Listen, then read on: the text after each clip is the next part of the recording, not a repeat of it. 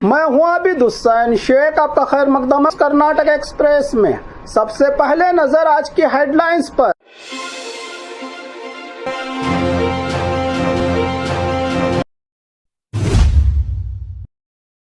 KPSC भर्ती में बड़ा खुलासा, रिजल्ट में कैंडिडेट्स को ट्रेनिंग पेपर लीक का भी शक। सरकारी हॉस्पिटल की स्टाफ नर्स पर घर में क्लिनिक चलाने का आरोप। रेलवे स्टेशन के 36 होटल्स पर फूड डिपार्टमेंट का छापा, गंदी किचन का सच आया सामने। केले को केमिकल से पीला करने के खेल का पर्दाफाश। कार की तलाशी, 9 करोड़ कैश बरामद। नकली मेडिसिन नेटवर्क का 5 राज्यों तक लिंक। अटेंडेंस के चक्कर में बच्चों की पढ़ाई हो रही है बर्बाद, निरंतर ऐप बना टीचर्स की परेशानी। सरकारी हॉस्पिटल बना मेकअप रूम, एमएलए की मां के बर्थडे प्रोग्राम पर उठे बड़े सवाल। कर्नाटक असेंबली में बीजेपी कांग्रेस आमने सामने, नागेंद्र के इस्तीफे पर हंगामा। अब खबरें विस्तार से। केपीएससी भर्ती में बड़ा खुलासा, रिजल्ट में कैंडिडेट्स को ट्रेनिंग पेपर लीक का भी शक। Karnataka public service commission KPSC recruitment में लगाए गए घोटाले और गड़बड़ियों की आरोपों की ईडी कर रही जांच जैसे जैसे बढ़ रही है, वैसे वैसे नए और हैरान करने वाले खुलासे सामने आ रहे हैं। सबसे बड़ा आरोप, कुछ कैंडिडेट्स को एग्जाम से पहले ही रिजल्ट में ले जाकर ट्रेनिंग देने और पॉसिबल क्वेश्चंस पेपर की जानकारी देने की बात जांच के दौरान सामने आई है। ईडी ने बेंगलुरु के आसपास के कुछ रिजॉर्ट के सीसीटीवी फुटेज और डॉक्यूमेंट्स की जांच शुरू की है। ओएमआर शीट और कैंडिडेट्स के मार्क्स को लेकर भी सवाल उठ रहे हैं। कुछ कैंडिडेट्स के पहले पेपर में बहुत ज्यादा मार्क्स और दूसरे पेपर में काफी कम मार्क्स होने से ईडी को शक हुआ है। सस्पेक्टेड कैंडिडेट से पूछताछ भी की जा रही है। ईडी की ओर से केपीएससी के फॉर्मर चेयरमैन शिवशंकरप्पा साहूकार और मेंबर शांता होसमनी के नाम भी जांच के दायरे में बताए जा रहे हैं। रिपोर्ट्स के मुताबिक शांता होसमनी फिलहाल ईडी के कांटेक्ट में नहीं है और उनकी तलाशी और जानकारी हासिल करने की कोशिश की जा रही है। असल सच जांच पूरी होने के बाद ही सामने आएगा। अगर पेपर लीक, ओएमआर शीट में हेराफेरी या पैसों के लेन देन के बदले सिलेक्शन के आरोप साबित होते हैं तो ये मेहनत से सरकारी नौकरी का ख्वाब देखने वाले हजारों कैंडिडेट्स के लिए बेहद गंभीर मामला होगा।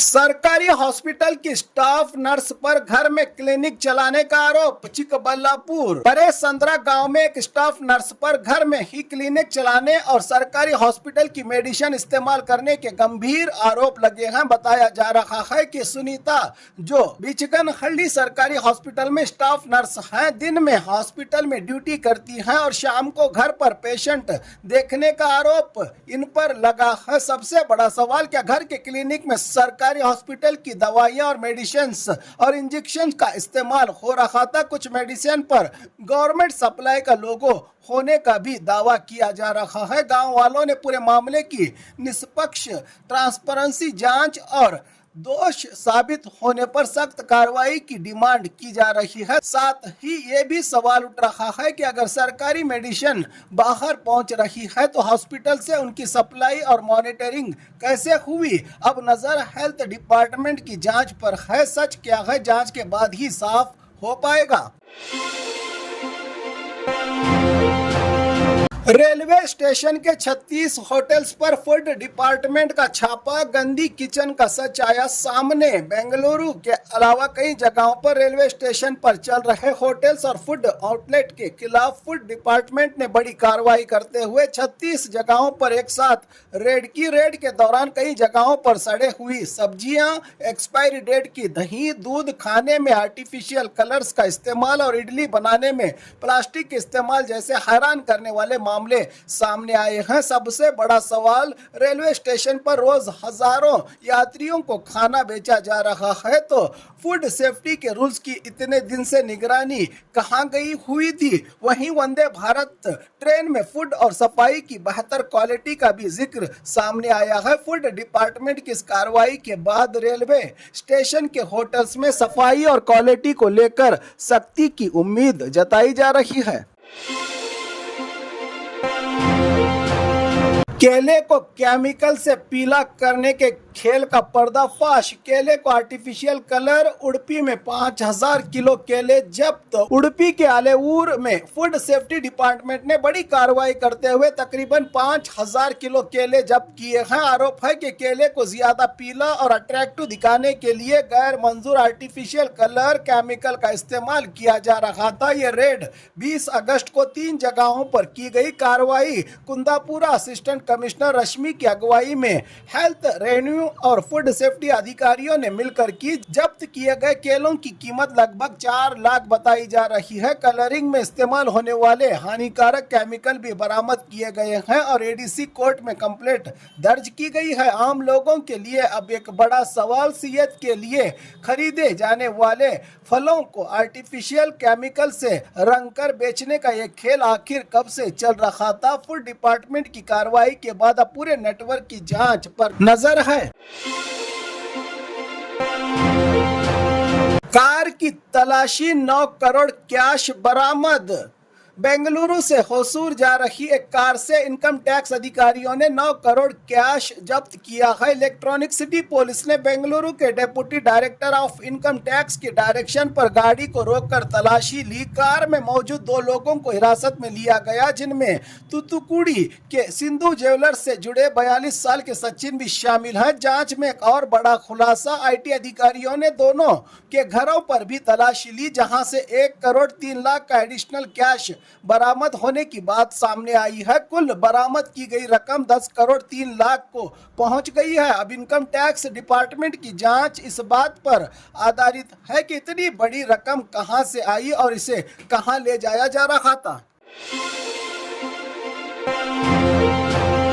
नकली मेडिसिन नेटवर्क का 5 राज्यों तक लिंक। बेंगलुरु के बिडदी के पास पिछले दिनों पकड़े गए नकली दवाओं के रैकेट की जांच में अब बड़ा खुलासा सामने आया है। इस नेटवर्क के तार अब हिमाचल प्रदेश, तेलंगाना, दिल्ली, चेन्नई और आंध्र प्रदेश तक जुड़े होने की बात सामने आई है। 5 ड्रग कंट्रोलर टीम्स बनाकर इन सभी राज्यों में जांच शुरू कर दी गई है। हैरानी की बात यह है कि सिर्फ सर्दी खांसी की दवाओं का मामला नहीं, बल्कि हार्ट और कैंसर जैसे गंभीर मरीजों को दी जाने वाली मेडिसिन भी इस रैकेट के निशाने पर होने का शक जताया जा रहा है। नकली दवा का ये नेटवर्क कितना बड़ा है और इसके पीछे कौन कौन शामिल है, जांच में एक एक कड़ी खोली जा रही है।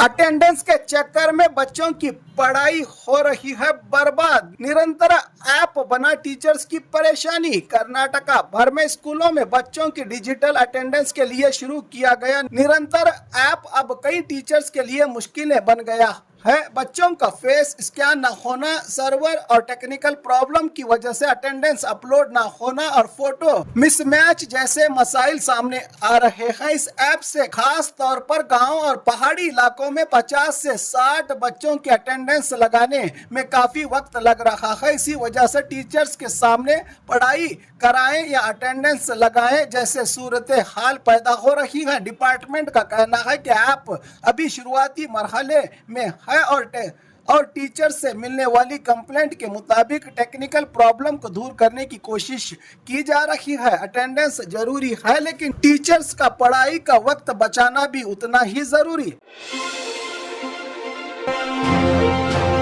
सरकारी हॉस्पिटल बना मेकअप रूम। एमएलए की मां के बर्थडे प्रोग्राम पर उठे बड़े सवाल। मंडिया जिला श्रीरंगपट्टना कांग्रेस एमएलए रमेश बंडी सिद्धगौड़ा की मां के बर्थडे पर कल्चरल प्रोग्राम और नाटक का इंतजाम किया गया, लेकिन इस प्रोग्राम को लेकर अब सरकारी हॉस्पिटल के इस्तेमाल पर सवाल खड़े हो गए हैं। रिपोर्ट्स के मुताबिक नाटक में शामिल महिला कलाकारों के मेकअप और तैयारी के लिए हॉस्पिटल के रूम्स का इस्तेमाल किया गया। हॉस्पिटल के के अंदर रील्स बनाए जाने की तस्वीरें और वीडियोस भी सोशल मीडिया पर वायरल होने की बात कही जा रही है। पब्लिक का सवाल, जब हॉस्पिटल में मरीजों को बेहतर हेल्थ फैसिलिटीज की जरूरत है तो क्या प्राइवेट प्रोग्राम के लिए सरकारी हॉस्पिटल के रूम्स का इस्तेमाल करना सही है? बर्थडे सेलिब्रेशन पर नहीं, सरकारी हॉस्पिटल के इस्तेमाल पर उठ रहा है बड़ा सवाल। कर्नाटका असेंबली में बीजेपी कांग्रेस आमने सामने, नागेंद्र के इस्तीफे पर हंगामा। बेंगलुरु से बड़ी खबर, कर्नाटका विधानसभा के सेशन के पहले ही बीजेपी और कांग्रेस के बीच राजनीतिक तकरार तेज हो गई है। बीजेपी ने मिनिस्टर नागेंद्र के इस्तीफे की मांग को लेकर बड़ा प्रोटेस्ट किया। बीजेपी लीडर्स और एमएलएज ने ब्लैक टी शर्ट पहनकर वाल्मीकि स्टैच्यू के पास प्रोटेस्ट किया और नागेंद्र के इस्तीफे की मांग को लेकर नारे लगाए। वहीं कांग्रेस ने भी विधानसभा के पास प्रोटेस्ट करते हुए बीजेपी पर असेंबली की कार्रवाई को रोकने का आरोप लगाया। बीजेपी पर तो सदन की कार्रवाई को स्मूथली चलने देने की अपील की गई। कांग्रेस की ओर से सदन के बाहर बीजेपी वर्सेस कांग्रेस का राजनीतिक मुकाबला गर्म है और अब सबकी नजर इस बात पर है कि अंदर असेंबली में प्रोसीडिंग किस तरह चलती है।